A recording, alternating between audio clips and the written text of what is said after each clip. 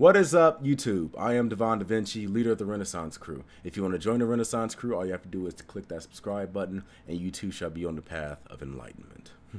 Anyway, one thing I like doing more than bringing content that starts dialogue is ruining your goddamn dreams about your goddamn heroes. So one thing I'm going to do is I'm going to check out this video. It's by Grunge.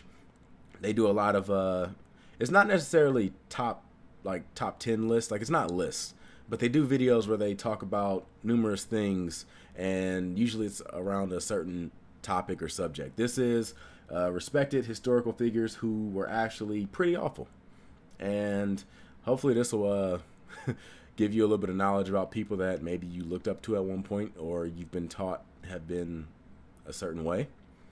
And at the end, maybe I'll go ahead and leave a little bit of discussion as well. So if you want to go ahead and get to Grunge's channel, you can click on the link at the end of this video. You can click the link in the description box down below so you can avoid any interruptions, or any times I talk over the video, you can watch it by yourself without those interruptions. And let's go ahead and get right into it. Nobody's perfect, but some people aren't even close, and that includes some of the most beloved figures in all of history. Sure, they look great at first glance, but a closer look reveals that these Strom respected Thurmond ever historical considered figures were actually terrible person? people.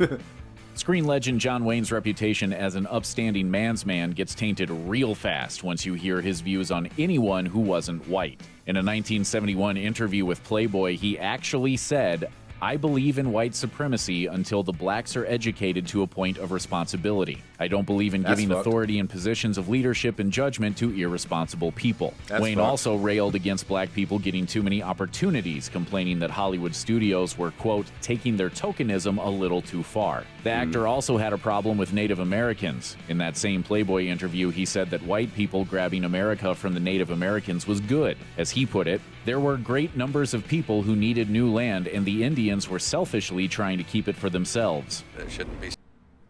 I will go back to this little discussion right here, but I will say maybe that's because America never really asked for the land to begin with. They kind of selfish is kind of funny in that particular context. Let's just go with that.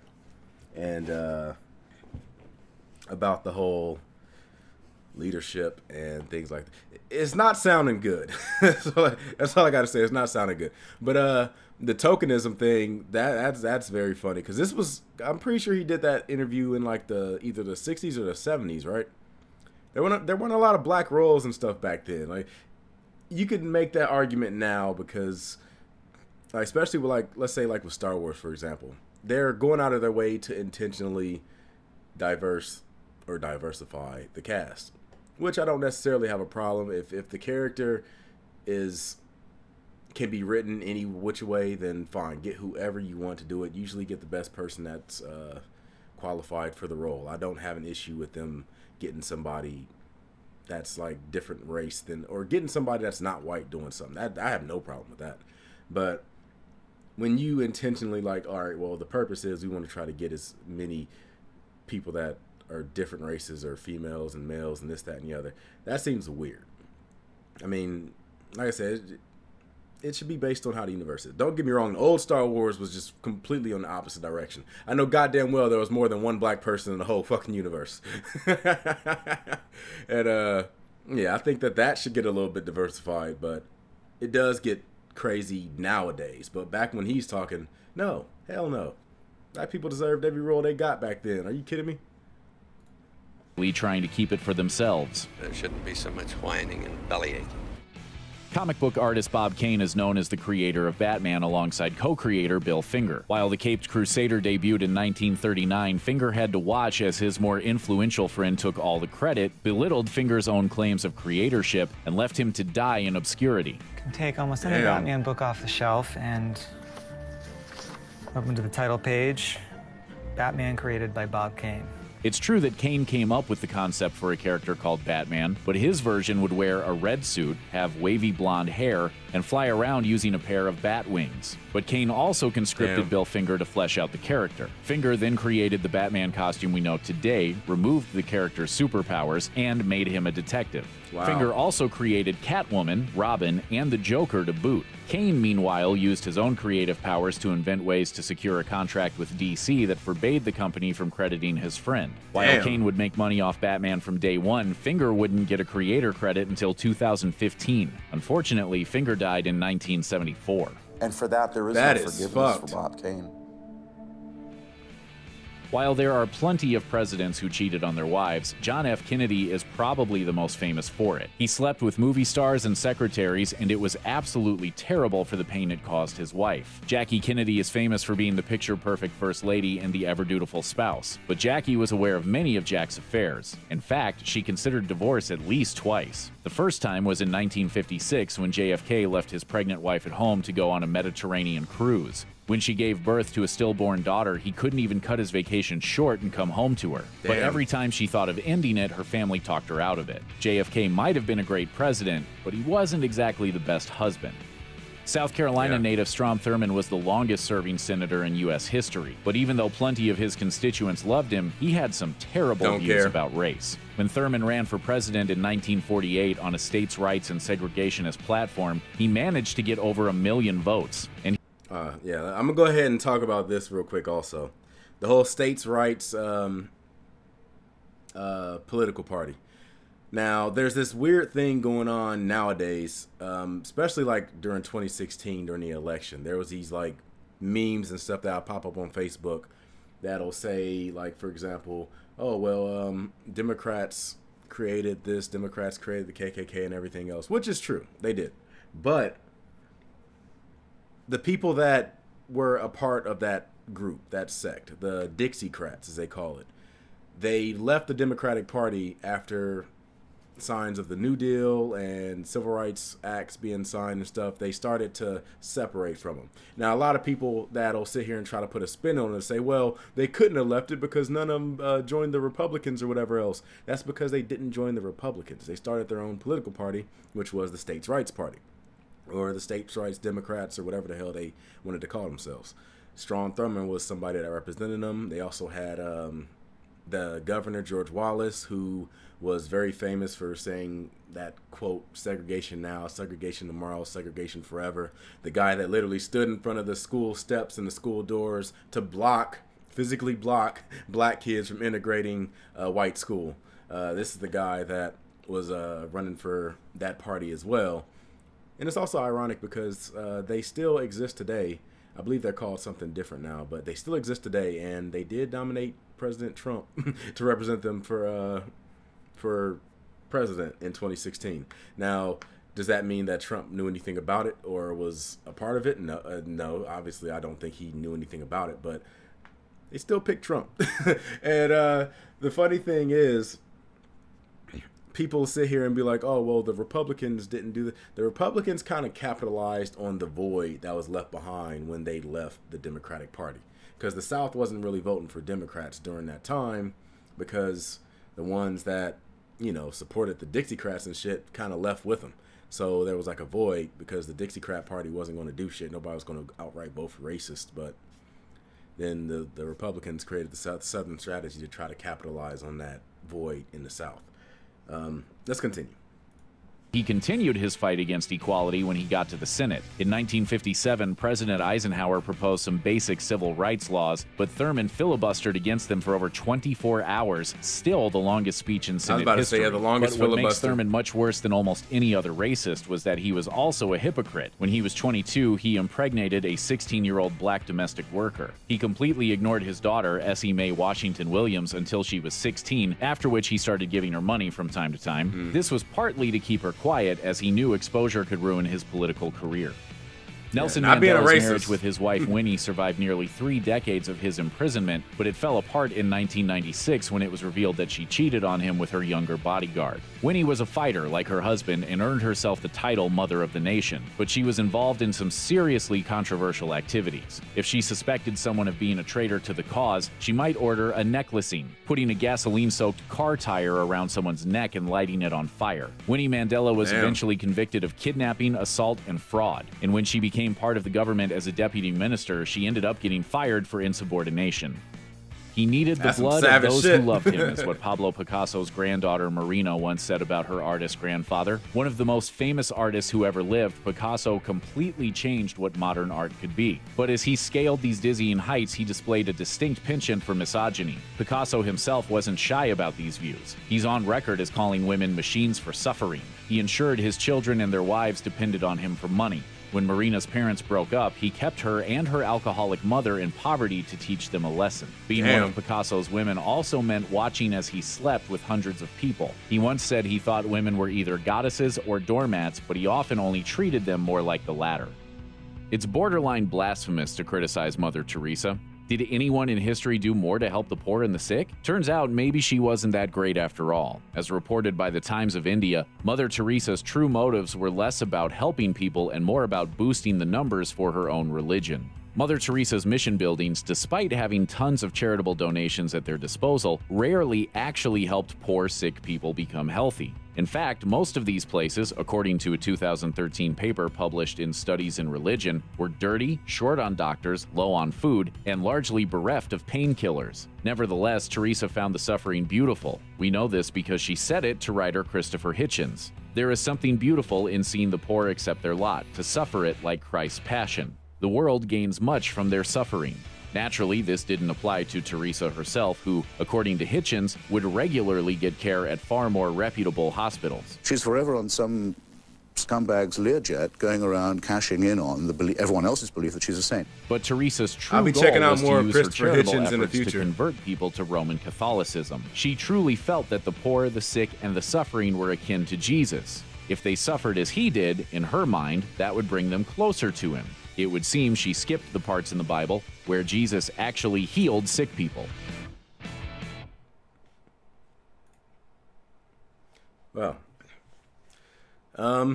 yeah, I hope that after watching this, I knocked down a few of your goddamn heroes.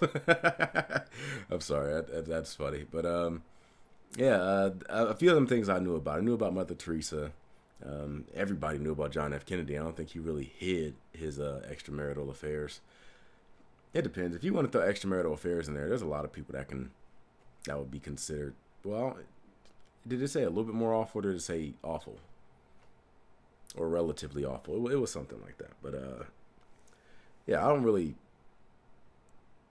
Oh damn! I was about to say I don't really consider adultery to make you an awful person, but I guess in a way it does. It depends on how the other person in the relationship sees it. Like if you're in an open relationship, it doesn't necessarily make you awful.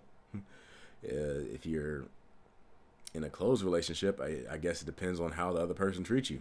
Like if you cheat on somebody that is literally just in the house, well, not just in the house, but supporting the relationship, making money, working hard,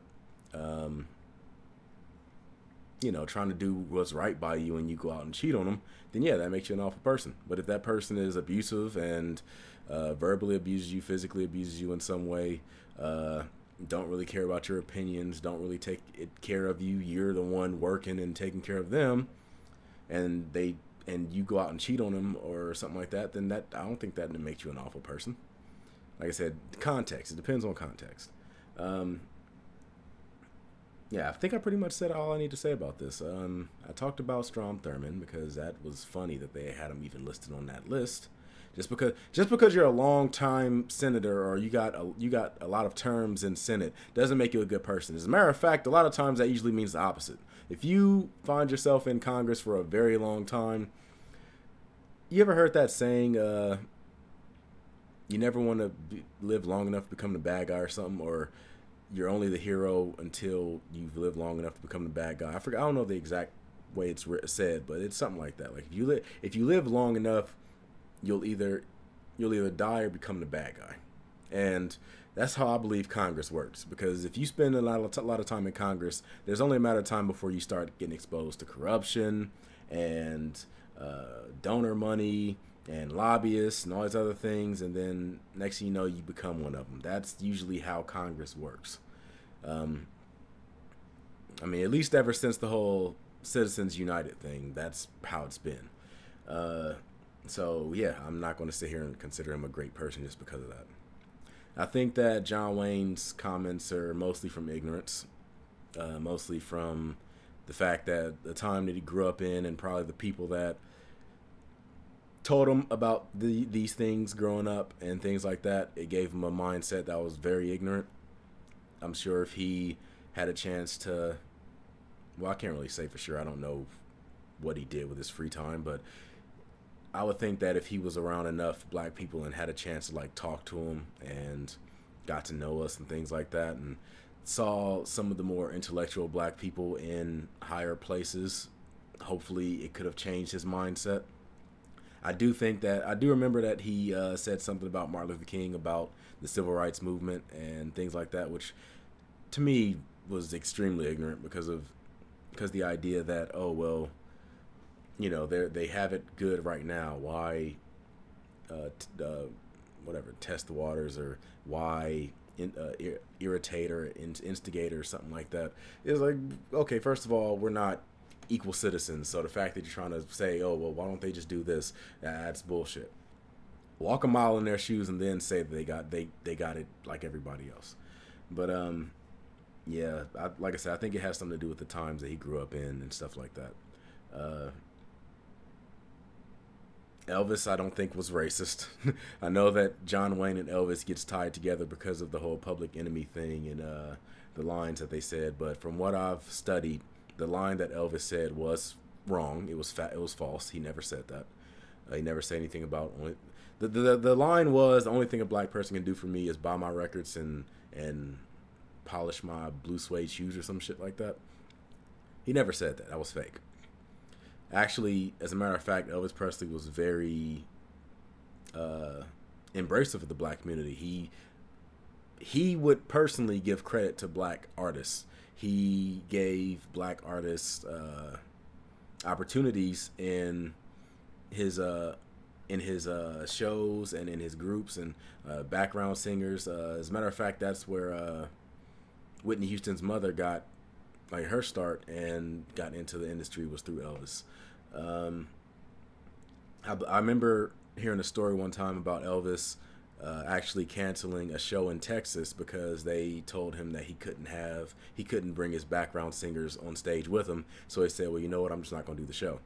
And I believe that with enough arm pulling, he was able to get the show going and have them bring him up. I don't know the full story. Either that happened or he just didn't do it. I forgot. But I do know the story was that they brought a fuss about the background singers, and he said he wasn't going to do the show if they couldn't come up there. There's a lot of people that tend to get things put against them that is actually false. Let me go ahead and check my time. I don't want this to be too long. All right, it's about to hit 20 minutes. I'm going to go ahead and try to wrap it up. But yeah, there's a lot of people that have things put against them that actually aren't true.